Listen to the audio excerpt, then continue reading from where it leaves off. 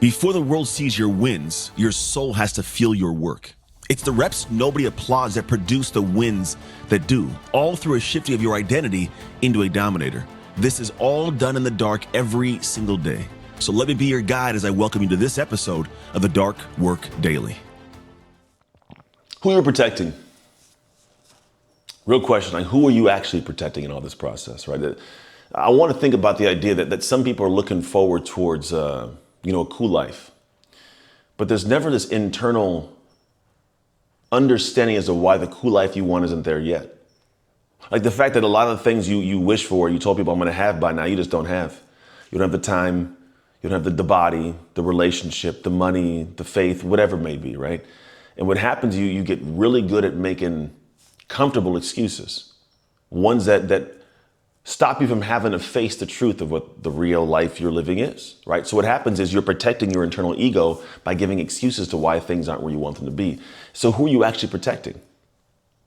Because you're not protecting yourself. You think you are. You're actually robbing yourself of the true information and acceptance of a reality that forces you to have to get better. And when you get better, the life you want, the better life comes to you. So you get better when you become better. I'm gonna say it again, you get better when you become better. But if you protect your ego and don't take ownership and don't look at me as the issue potentially, then what happens is you keep living the life that you're living. And sometimes that is the greatest punishment. The fact that you are stuck in this cycle of whatever you're living without changing things because you won't own up to what's really the issue. You are the common denominator in all your problems, myself included. Not robbing that from anybody. Like I'm not a perfect person, but the truth is I had to get to myself and go, hey, what's wrong with you, man? So I could actually make a better life for myself. So if I think about it, there's this kind of older version of Anthony. And that older version is a different guy. Different way they would see things, different in relationships. He had a complete different identity. And what's interesting is that identity had this space where it didn't like to have other people see chinks in the armor. Didn't want to see him sweat. This buried me in life for a lot of years. My marriage fell apart. My business wasn't doing well. I wasn't in good shape.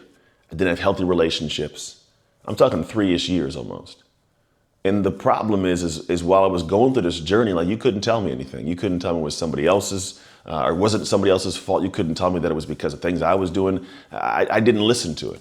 And oftentimes we sometimes do is we'll cut people out of our lives that don't parrot back the same things that we say, that aren't in agreement with us. We'll go, well, you just aren't supporting me, when really, they might be the best support in the world by telling you the truth, right? So I think the idea is I want to have an honest examination of the things that underneath all the excuses that we have, the thing that is really the background of what goes on, because it should end with a direct challenge of us to ourselves. The conversation should lead to us. It's one where I want to have you spend some time this week and looking at yourself and going, hey, am I living the life I want? Like really, am I living the life that I want to be living the way I want to be living it? If the answer is no, I want you to step back and go, why and where did I have responsibility? Not fault, different word, responsibility. Where did you carry responsibility, or where do you carry responsibility to fix something? You might have had something happen that somebody else did to you. Wasn't in your control. You're still responsible for your life. You might have had some situation unravel that was not an expected situation that honestly you had no control over, but it's your responsibility to fix your life. But here's the other part of it. You might find that within there's some things that you did that you shouldn't have done, things that you didn't do that you should have done, that has put you exactly where you're at. I've told my wife many times, I don't believe that people are in their lives where they're at by accident at all, good and bad. If you're in a good place in life, man, kudos to you. You've done some work that many have not.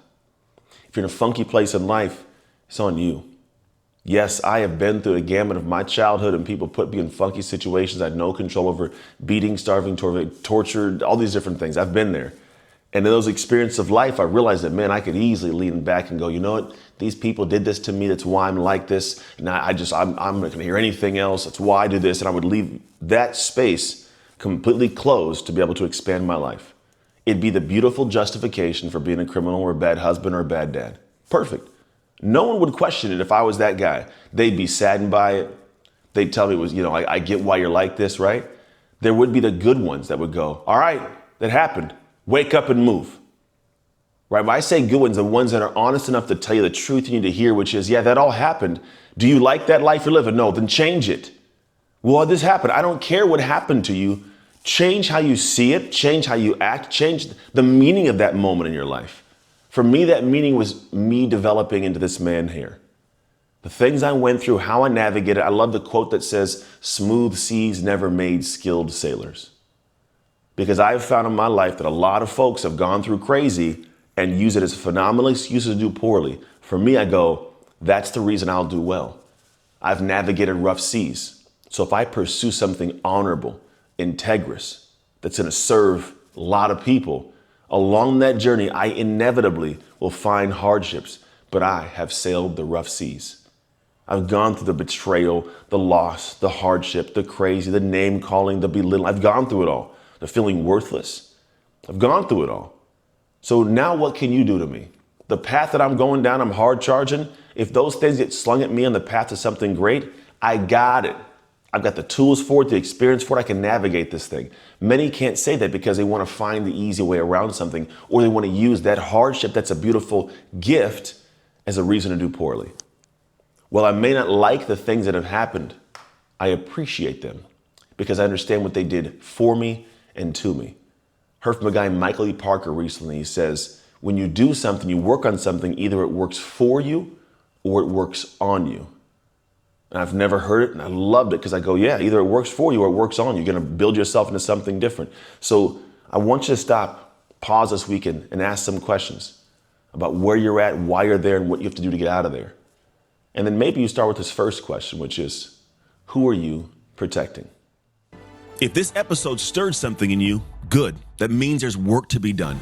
Don't ignore it because listening is just the beginning. Because real change happens when you engage and you commit. So I invite you to join the Dark Work community inside the Dark Work app, which is where you communicate with amazing people on the same journey as you. You can find it on the App Store and the Google Play Store right now. Step into the conversations that sharpen your habits, strengthen your identity, and keep you locked in to the Dark Work.